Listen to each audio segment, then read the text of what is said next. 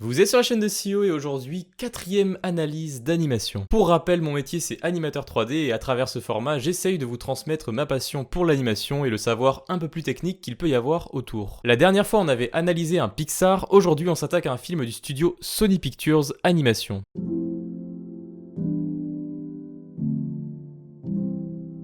Pour ce quatrième épisode, j'ai choisi Spider-Man New Generation, déjà parce qu'avec la sortie du deuxième volet, j'avais envie de me replonger dans le premier, et ensuite se filmer tout simplement l'un des meilleurs longs métrages d'animation que j'ai pu voir. Il a donc forcément sa place dans ce format.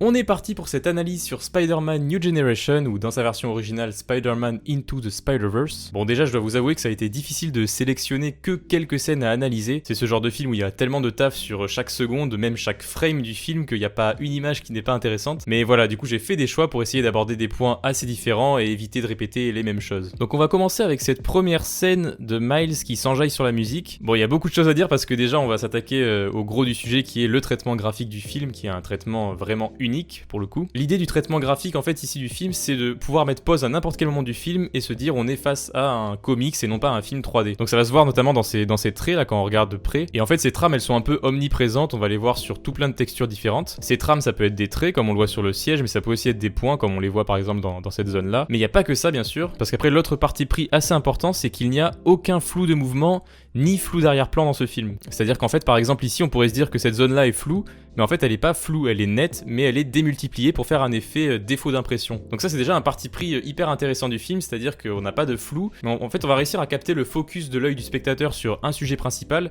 grâce à ce traitement qui fait vraiment défaut d'impression. Je suis pas trop comics de base donc je sais pas exactement à quoi ressemblent les défauts d'impression, mais je l'ai vu dans le making of, ils expliquent que c'est vraiment ça la volonté. Les éléments qu'on veut reléguer au second plan, ils vont subir ce traitement en mode dédoubler voire tripler l'image, et du coup notre œil va forcément se mettre sur la zone un peu plus nette qui est ici Miles qui n'est pas doublé pour le coup. Donc voilà, c'est un parti pris vraiment intéressant. Et après l'autre force du film, ça va être dans ce qu'on appelle le line work. En fait, on va le voir, le visage de Miles, quand il bouge, quand il se déforme ou quoi, il va y avoir des traits qui vont apparaître, des tracés qui vont apparaître sur son visage et qui font très dessiné. On a des traits qui vont venir définir un peu les arêtes du nez, qui vont venir définir les rides, les plissements de peau. Et alors ça, pareil, je vais vous mettre des images du making-of. L'idée, c'est la suivante, ils ont pris un personnage sous plein d'angles différents et des graphistes sont venus dessiner des traits selon comment réagissait le visage dans la perspective. Et ils ont incorporé tous ces traits qui évoluent avec la rotation d'un visage pour que en fait le logiciel l'apprenne par lui-même et sache réagir en fonction automatiquement. En fait, ils ont vraiment réussi à éduquer le logiciel entre guillemets pour qu'il comprenne comment les tracés 2D évoluent dans un univers 3D. Donc je pense que c'est assez complexe. À mon avis, il y a beaucoup de moments où ils ont dû quand même refaire une passe par-dessus le film pour corriger certains trucs et tout. Mais ça a l'air quand même très automatisé et c'est ce qui aide en fait à faire ce rendu très dessin, très comics et à oublier presque complètement qu'on est face à des personnages en 3D parce qu'il faut le rappeler, voilà, Miles il est en 3D, il évolue dans un univers qui est complètement en 3D. Et voilà, sur chaque arrêt sur image, on est sur un aspect très comics qui est vraiment réussi. Donc maintenant qu'on a posé les bases sur le parti pris graphique du film, pour parler de la scène en elle-même, ce qui est intéressant c'est qu'on a Miles qui s'enjaille sur la musique, et en fait pour animer ça il fallait que l'animateur se cale sur la musique, il fallait que la musique soit terminée, soit déjà version finale, et donc ironiquement cette scène qui est vraiment l'une des toutes premières du film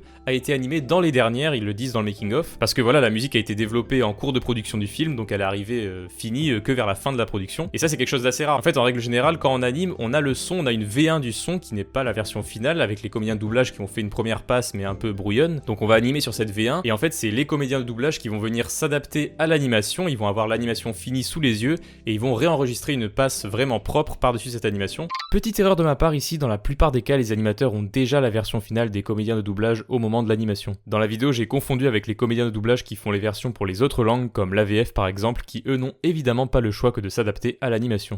Donc là pour le coup c'est un cas plutôt rare où c'est l'inverse, c'est-à-dire que bien sûr Post Malone il va pas faire plusieurs versions de sa musique, donc il a fait le son Sunflower au cours de la production du film, et l'animateur est venu s'adapter sur ce son final. Après les autres petits éléments du film, il y a, voilà, on peut déjà voir ici des petits tracés qui viennent appuyer les impacts du feutre sur le cou de Miles, tout ce qui est effet dessiné par-dessus l'image, il va y en avoir plein dans le film, on va en reparler, et je dirais même qu'on va en reparler tout de suite dans cette deuxième scène qu'on va analyser. Donc voilà on voit toujours les trames, ici c'est des traits, ici c'est des petits points ici qu'on voit. Donc j'ai choisi cette scène de graffiti là qui est assez intéressante, il y a plein de choses qui se passent d'assez cool. Voilà, rien que ce passage où l'oncle jette la bombe de peinture, là on voit que l'effet comics marche toujours, hein. Si je m'arrête sur n'importe quelle image, on est vraiment sur une case de comics. Il y a presque aucun moyen de déceler qu'on est face à une image 3D ici. On voit là pareil quand la bombe arrive dans les mains de Miles, tac, le fait qu'il attrape la bombe va être souligné par ses traits de force. C'est fou de se dire que les graphistes sont passés sur l'intégralité du film pour venir souligner plein de moments avec des petits traits comme ça, pas mal de petits plans intéressants comme ça, l'oncle qui va activer la musique de la radio. Là on peut bien déceler qu'on est quand même sur de la 3D parce qu'on voit que le doigt se déforme, il vient s'écraser sur le bouton. Donc on pourrait faire ça en 2D, mais là on sent qu'il y a quand même des vraies proportions gardées quand le doigt s'écrase. C'est ce qu'on appelle le stretch and squash, toujours sur ce doigt. La bombe de peinture qui vient s'ouvrir avec toujours ses traits de force pour souligner l'impact. Donc voilà, Miles se met à bomber. Là il va y avoir un effet hyper intéressant. Il va poser la caméra qui doit être pour lui son téléphone, j'imagine. Et on va passer comme ça sur un timelapse très accéléré pour voir le dessin évoluer. Et j'adore le détail de la caméra qui va se désaxer, qui va un petit peu changer de cadre de temps en temps avec Miles qui vient se rapprocher de la caméra. On le voit ici par exemple, il vient vraiment toucher la caméra. Et ça vient vraiment rajouter de la vie, quoi. Si on était juste sur un timelapse qui progresse comme ça avec Miles qui pop à plein d'endroits de l'écran, bon ça marcherait déjà, mais là ils viennent rajouter en plus ce truc de la caméra qui de temps en temps vient se désaxer, vient changer un petit peu d'angle, comme quoi Miles est venu recadrer un petit peu son image. Et c'est le genre d'idée super bien qui vient enrichir un plan. On voit que même dans les plans rapides, il pense à faire des transitions, c'est-à-dire que là ce baril ne sort pas de nulle part, c'est l'oncle qui vient le pousser avec son pied sur les 2 frames d'avant. Mais sinon là on voit que vraiment que chaque frame ça bouge, hein. On le voit tac tac tac tac tac. C'est vraiment des téléportations, donc c'est un timelapse très accéléré et ça fonctionne très bien. Et presque en fait chaque image raconte quelque chose. On voit l'oncle qui est ici, qui a un échange avec Miles qui le regarde. Là on voit que l'oncle vient se pencher pour attraper une bombe. Hop, il est debout, il a la bombe en main, avec Miles qui tend la main prêt à la réceptionner. Là ça y est, maintenant c'est Miles qui a la bombe. Donc on voit qu'en fait même dans cette rapidité d'image, ils ont quand même pensé un sens logique. Il y a vraiment rien qui n'est laissé au hasard. Et alors après, fin de la scène, il se passe quelque chose d'intéressant. Miles va venir prendre une photo de son graffiti et là on voit que l'image est floue, mais encore une fois c'est pas un vrai flou, c'est en fait le design qui est un petit peu dupliqué en plusieurs fois. Et donc ça vient confirmer ce qu'on disait sur le fait qu'il n'y a pas de flou dans ce film, c'est des faux flous créés par cet aspect défaut d'impression. Et donc là quand il va venir cliquer avec son doigt, ça va remettre l'image bien nette et ça va annuler ce défaut d'impression. On voit que hop, les trames vont se caler ensemble. Encore un petit détail qui vient parfaire cet univers et les codes graphiques qui concernent cet univers. Donc après la fameuse scène de l'araignée qui vient mordre Miles. Désolé pour les arachnophobes, hein, malheureusement, quand on traite de Spider-Man, c'est toujours le problème. L'araignée qui mord Miles, c'est quand même un moment important, enfin c'est un moment important dans tous les Spider-Man en fait, donc il faut le montrer d'une manière quand même assez claire. Donc là, le choix qui a été fait, c'est de remontrer l'action une fois, 2 fois, 3 fois, et ensuite on va passer sur une succession de plans pour voir vraiment qu'est-ce qui se passe. Et là on est vraiment face à des planches de comics quoi. On voit un peu plus là sur ce cadre avec les globules rouges qu'on est sur un univers 3D, mais ça fait quand même très très comics, avec toujours les trames en fond, en point. Donc voilà, on comprend qu'il vient de se passer quelque chose de très grave et ils vont venir contraster la gravité du moment avec Miles qui en fait s'en fout et vient juste tapoter sa petite main. Alors la scène d'après que j'ai choisie, c'est une course-poursuite avec ce personnage qui est en fait l'oncle de Miles, hein. Donc là aussi encore plein de choses intéressantes, de toute façon tout est intéressant dans ce film, hein, je vous l'ai dit. Donc là on a le train qui s'approche de Miles, on va voir comment ils ont pensé quand un personnage est envahi de lumière sur son visage, et on va voir que l'aspect 3D de Miles disparaît de plus en plus pour laisser place à voilà, un visage en noir et blanc, avec vraiment toutes les arêtes qui sont bien tracées comme un dessin de BD tout simplement. Voilà, si je remonte un petit peu, on voit qu'ici les arêtes de son nez sont très légères, on peut les voir mais elles sont très estompées, et en fait elles vont s'affirmer avec le noir et blanc que donne la lumière qui envahit son visage. Donc là on va voir, il va se passer autre chose, voilà, hop, le méchant va venir préparer sa main comme ça un peu en griffe, et on va passer par ce qu'ils appellent des pop frames. C'est vraiment, donc là pour le coup c'est des images qui ont été redessinées par-dessus les rendus d'images 3D, avec voilà une grosse onomatopée snicked, là c'est on ne peut plus comics, plein de lignes de force, vraiment on veut concentrer l'attention sur un élément important qui se passe, un choc ou quoi. Donc Miles va se mettre à fuir, il atterrit, et là on va avoir une autre pop frame ici quand il va sauter. Tac, c'est vraiment très chouette cet effet. Alors un petit point sur le ratio d'images par seconde, on va être amené à en reparler dans la vidéo. Mais voilà, on voit que le train avance à chaque image, là quand j'avance. 1, 2, 3, 4, 5, 6, 7. Alors que Miles, lui, avance une image sur 2. C'est-à-dire que Miles est en 12 images par seconde, là où tout le reste est en 24 images par seconde, qui est le standard du film d'animation. Donc ça concerne Miles ici, mais ça concerne la plupart des personnages. Et donc pourquoi ce choix ? En fait, le 12 images par seconde, ça permet de déjà souligner chaque pose, comme je l'ai dit, puisque chaque pose, on va l'avoir 2 images au lieu d'une. Et ça peut aussi donner un effet maladroit au personnage, parce que vu qu'il a moins d'images pour s'exprimer, forcément ses mouvements sont moins fluides. Donc voilà, la course-poursuite continue, on passe par plein d'encarts comme ça. C'est vraiment le film n'a presque aucun plan classique, on passe toujours par plein de petits plans comme ça. Là aussi, j'adore la transition, la roue qui se met à tourner, qui crée de la fumée qui apparaît ici dans ce cadre, puis qui vient envahir tout l'écran pour transitionner sur le plan d'après. Toutes les scènes s'enchaînent de manière bien liée, tout est bien pensé. Là aussi c'est très chouette, regardez ça, on a la traînée de lumière laissée par le feu arrière de sa moto, qui va voilà comme ça dessiner la trajectoire du personnage, qui des fois va être coupée en une image par sa cape comme ça. C'est vraiment super esthétique, puis bon on peut parler aussi de de tout le décor, les voitures qui sont super réalistes, les reflets dans les flaques, enfin vraiment l'image est ultra travaillée, ultra belle. C'est une œuvre d'art quoi. Alors la scène d'après qui est intéressante, c'est l'évasion de Peter Parker et de Miles. Et là on va pouvoir reparler du coup de ratio d'image parce que y a un choix intéressant que là aussi j'aurais pas pu remarquer si j'avais pas vu le making of, parce que c'est vraiment un détail fou, je vais vous en parler. C'est que voilà, en fait si on regarde image par image, qu'est-ce qui se passe? Donc les deux persos sont animés en 12 images secondes, mais en fait ils ne sont pas synchronisés sur les mêmes images. C'est-à-dire que Peter Parker bouge par exemple à cette image là, là où Miles garde sa pose, puis ensuite Miles bouge à cette image là où Peter Parker garde complètement sa pose. Et donc c'est-à-dire qu'ils ne sont pas synchronisés. Pour renforcer cet aspect, ils ne viennent pas du même univers, renforcer l'aspect aussi qu'ils sont pas encore bien connectés entre eux, tout ça. On vient l'appuyer par une désynchronisation des personnages sur toutes les images. Donc voilà un détail fou que si vous ne l'aviez pas vu, et vous êtes normalement constitué je pense. Et on va voir qu'ils ont poussé le délire encore plus loin par la suite. C'est intéressant de voir aussi ici le multibras, c'est un effet qu'on utilise beaucoup en 3D. Donc sa main est dupliquée. Là pour le coup c'est dur à dire si elle est dupliquée en 3D ou en 2D, ça a l'air d'être dessiné par-dessus pour le coup. Donc voilà, technique intéressante pour venir ajouter de la fluidité au mouvement.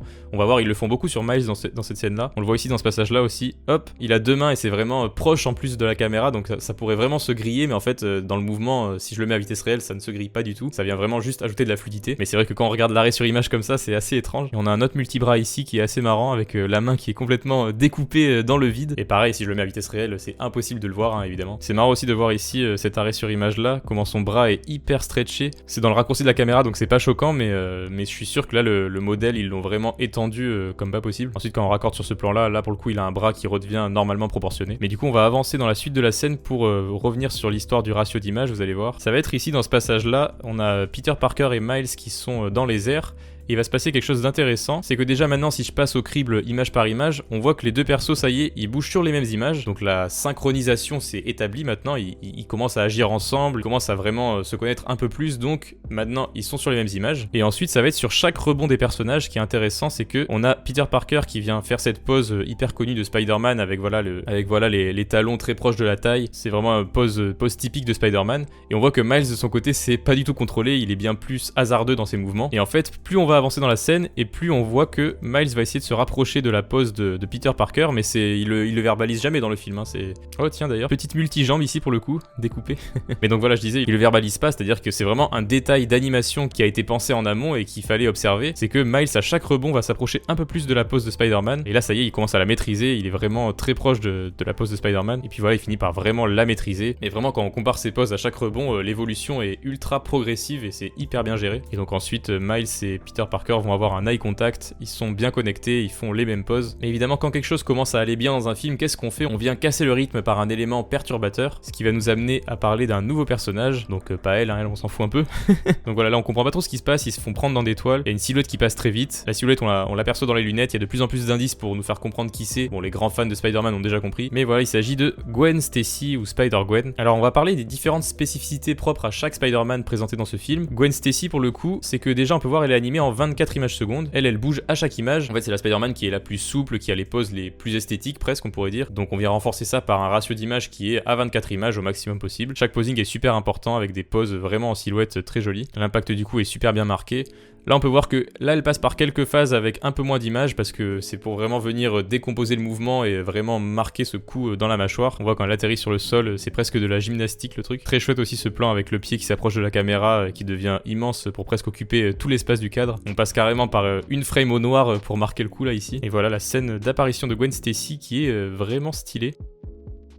Et donc tant qu'on en est à parler des spécificités de chaque Spider-Man, on va enchaîner sur la scène où justement on voit toutes les autres versions de Spider-Man. Donc le Spider-Man noir, lui ça va être assez simple, c'est du noir et blanc très marqué, avec des jeux d'ombre qui vont venir un petit peu tracer ces différentes silhouettes. Ce qui peut être compliqué avec ce genre de personnage, c'est qu'en fait tout peut se confondre assez vite sur son corps, et donc il faut bien réussir à marquer chaque membre avec du noir et blanc. Justement souvent en animation on a des outils comme ça pour passer notre personnage en noir et blanc complet pour qu'on puisse voir comment la silhouette fonctionne si on la mettait en full noir et blanc. Mais là du coup ce personnage il est constamment dans ce mode là. Alors bien sûr c'est pas du full noir et blanc, il a quand même des nuances de gris là pour le coup. Ça va jusque dans le détail des doigts, hein. Bien sûr il faut que les doigts soient bien tous marqués. La cape elle est pas là pour rien non plus, hein. Même dans cette pose comme ça où il est assez statique, elle vient souligner qu'il y a quand même du mouvement et de l'intérêt dans l'image. On a ensuite le personnage de Penny Parker qui est elle très manga. Donc ils ont bien choisi des styles très contrastés pour chaque Spider-Man. Donc voilà on peut voir tous les codes du manga avec des petits cœurs, des petites étoiles qui apparaissent, des yeux avec un traitement très manga, les pommettes qui viennent se rougir comme ça, pareil un code typiquement manga, les cheveux cheveux à la japonaise. Et elle est accompagnée de son Spider Robot, je sais même pas comment elle l'appelle. Elle passe par plein de poses comme ça.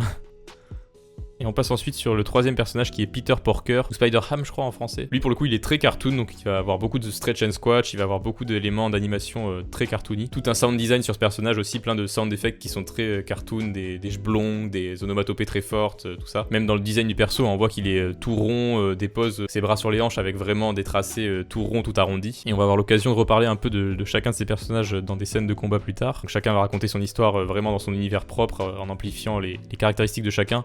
Donc full noir et blanc pour Spider-Man noir, un truc plus manga animé pour Penny Parker, et un monde bien plus cartoony pour Peter Parker. Et je trouve ça intéressant comment Peter Parker va venir arrêter l'histoire en baissant les cartons carrément avec ses mains. Là on voit ses mains qui apparaissent. Je l'avais pas vu au premier coup parce que ça va assez vite, mais voilà, il vient baisser les cartons vraiment avec ses mains. Ils sont vraiment venus briser le quatrième mur un petit peu pour amplifier l'effet comique de la scène. Alors après j'ai sélectionné cette scène qui est assez intéressante. Maintenant qu'on a vu tous les Spider-Man, une complexité du film ça va être de tous les intégrer et les mélanger dans la même scène. Et donc pareil, j'avais vu un making-of qui disait que cette scène là c'était une des plus dures à rendre, qui avait pris le plus de temps parce que voilà, ils sont vraiment tous accolés les uns aux autres. Ils forment une espèce de géante araignée comme ça qui se déplace sur le plafond. Et il faut que chaque personnage, malgré son style graphique différent, son traitement graphique unique, il faut qu'il se mélange bien et qu'il progresse bien dans l'univers de manière cohérente, tout en gardant quand même une différence propre à chacun pour qu'on comprenne bien qu'ils viennent tous d'univers différents. On voit qu'ils se déplacent tous pas complètement en même temps, il y a les bras qui viennent chacun se recaler un peu à leur rythme, il y a le personnage cartoon qui vient sortir sa tête comme ça en stretch and squash sur le côté, et après il y a ce moment où il y a lui qui les découvre et qui va complètement halluciner. Ça pareil, cette animation, si on la décompose un peu, elle est vachement marrante. Il va en fait garder complètement sa pose et il va tomber en gardant sa pose, donc ça c'est vraiment un signe que la chute n'est pas du tout contrôlée, qu'il a vraiment perdu connaissance, parce que en temps normal on viendrait mettre ses mains derrière nous pour nous réceptionner, on viendrait un peu préparer notre chute. Lui pas du tout, c'est vraiment le corps qui switch comme ça d'un coup, qui s'éteint complètement blackout. D'ailleurs ça se voit même dans ses yeux, hein, ses yeux qui font des espèces de trucs chelous, qui vient être un peu épileptique. Et on voit aussi comment chaque élément décompose la chute dans l'animation et ça rend le truc vraiment riche. On a le perso qui tombe complètement au sol, hop, une main d'abord qui s'écrase ici, l'autre main qui va suivre là-bas, il y a le casque qui est en retard, et enfin il y a les pieds qui viennent chuter à leur tour, tac, sur la chaise. Et même quand le personnage est complètement tombé, qui bouge plus, on a encore le détail du pied du siège qui tourne comme ça avec les petites roulettes. Ça fait plein d'éléments qui viennent s'enchaîner, qui viennent s'overlapper pour faire une animation de chute vraiment très fluide, et ça fonctionne très bien je trouve. Alors après, une scène que j'étais obligé d'aborder, c'est la scène de Miles dans les buildings, avec plein de jeux de perspectives hyper impressionnantes comme ça, avec la musique, c'est très chouette. Donc pour cette scène je vais vous mettre aussi des images du making of parce que c'est super intéressant à regarder. En fait on voit que dans les plans de New York, ils ont fait une disposition des bâtiments qui est complètement déstructurée. Quand on voit la vision d'ensemble de la scène en 3D, ça a l'air vraiment bordélique, mais en fait du point de vue de la caméra, ça fait un effet de perspective super impactant visuellement, et ça amplifie vraiment la hauteur et le vertige de la scène. C'est le genre de triche qu'on peut se permettre en 3D, et voilà, l'illusion est juste très réussie. Et en fait l'idée dans ce genre de scène, c'est de tirer vraiment parti de la 3D pour faire des plans qu'on pourrait pas faire avec une caméra réelle, ou alors ça demanderait beaucoup d'argent je pense. Mais voilà, c'est un truc qu'on fait souvent en 3D, on n'hésite pas à venir tricher, à venir casser des éléments, déstructurer un peu le décor, tout ça. Tant que ça marche dans l'angle de caméra, en fait, on s'en fout. Puis voilà, c'est une des meilleures scènes du film, avec la musique, ça rend super bien. Ouais, moi je me concentre surtout sur la vidéo, sur l'aspect graphique, c'est ce que je connais le mieux. Je parle pas trop des musiques, mais évidemment les musiques sont incroyables dans ce film aussi. De toute façon, je pense qu'il n'y a pas un élément technique du film qui est raté, hein. Clairement, on est sur un chef-d'œuvre de A à Z. Donc ensuite, on va passer sur l'une des dernières scènes du film, le combat final contre les antagonistes. Donc voilà, ça va être intéressant de voir chaque Spider-Man combattre avec vraiment son apparence graphique unique. On voit le Black Spider-Man, il passe par des poses hyper déstructurées. Là, il a vraiment le bras qui est détruit. C'est intéressant aussi le chapeau qui vole là, parce que vu que ce personnage est entièrement en noir et blanc, mais dès qu'il perd un élément comme son chapeau par exemple, on voit qu'il y a plein de choses dans ce décor, mais que ça tranche vraiment visuellement parce que c'est full noir et blanc, et donc ça fait partie intégrante du personnage de Black Spider-Man. Là aussi, ce coup, c'est hyper efficace. Il va prendre son élan, il va hop, poser son point d'appui ici, il va donner son coup de toutes ses forces, et on va passer comme ça par un écran en noir et blanc avec un énorme mot en arrière-plan, là où l'antagoniste est encore en couleur ici. Et c'est important de le rappeler, mais voilà, pour l'apparence de ce personnage, c'est pas anodin que dans le design, il ait une cape, il ait des lanières comme ça qui volent au vent, c'est vraiment pour lui faire toute une silhouette, malgré qu'il soit en noir et blanc, on distingue vraiment tous les éléments du personnage, et chacune de ses poses est ultra lisible. Et ensuite c'est Penny Parker, le personnage d'animé, qui va se battre ici.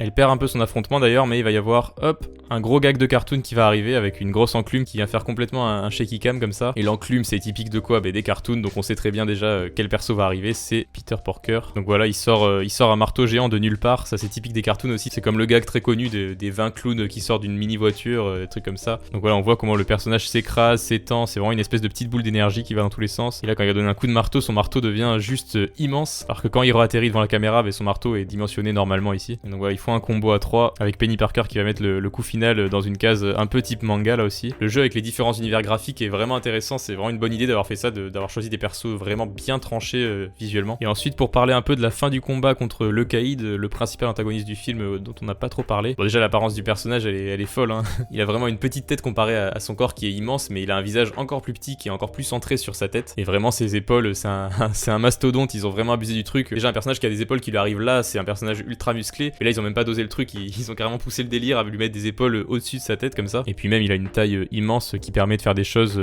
assez claires visuellement de loin. Là on va le voir ici. Vu qu'on est dans un décor ultra fouillis avec vraiment plein d'éléments graphiques qui se mélangent, ça peut être dur de distinguer des éléments. Mais voilà, grâce au Caïd qui est une espèce de grosse boule noire, un gros point noir dans l'écran, on voit tout de suite où se passe l'action. Pareil aussi on peut remarquer le choix du train comme ça qui est en verre de terre qui permet de faire des choses très lisibles comme ça avec le Caïd qui vient hop donner un coup et son coup vient en fait impacter tout le reste du train qui vient faire comme un serpent qui vient de subir une vague quoi. Là le Caïd se prend une voiture, il l'arrête comme si c'était un obstacle anodin, comme Monsieur Indestructible qu'on a pu voir un peu dans la précédente analyse. Et voilà, la grosseur du personnage permet toujours de ne pas être perdu visuellement par rapport à ce qui se passe. Ils vont venir s'écrouler sur un bâtiment et malgré qu'on soit hyper loin de l'action, on comprend tout de suite ce qui se passe avec cette grosse masse à l'écran. Et voilà, ils arrivent et ils se fracassent sur un monument, un espèce de pilier de pont qui est gigantesque, mais on voit tout de suite ce qui s'est passé vu que le personnage est juste énorme. Et donc voilà, une scène d'action à la hauteur du reste du film. De toute façon, comme je l'ai dit, il n'y a pas vraiment de point noir dans ce film, si ce n'est le personnage du Caïd qui lui était un gros point noir.